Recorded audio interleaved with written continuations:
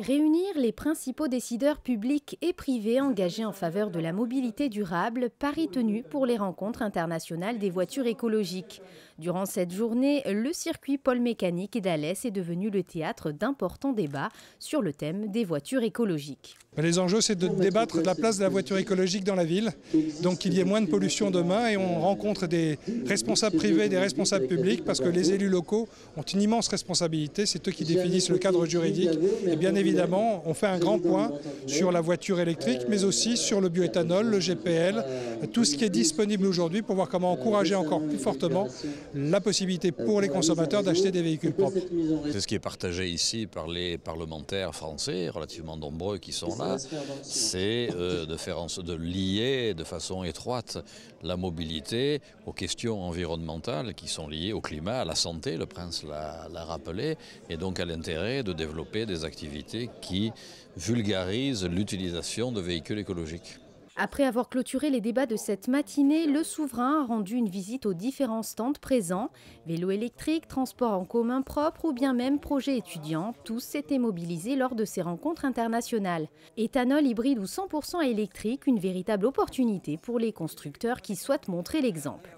Je crois que c'est en tout cas inévitable d'accorder plus d'importance aux véhicules alternatifs. Toyota aujourd'hui est clairement engagé dans cette direction à travers l'hybride rechargeable, le 100% électrique et à terme la pile à combustible hydrogène, véritablement dans l'esprit et dans le but d'offrir une mobilité de plus en plus propre à l'ensemble des citoyens.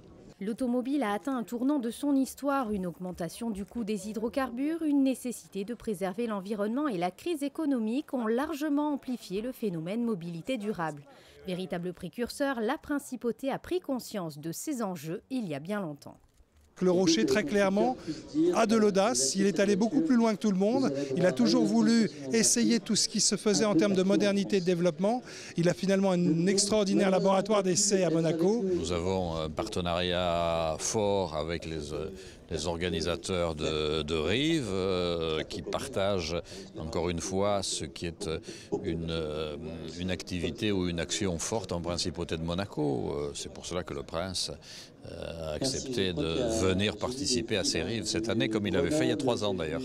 Cette journée sensibilisation s'est soldée par des essais. Le souverain a pu tester 2 véhicules écologiques, la Peugeot 3008 présentée pour la première fois en France et l'Hexagon Furtif, le premier supercar électrique français. Les prochaines rencontres internationales de voitures écologiques vous donnent rendez-vous en 2014 au Mondial de l'automobile à Paris.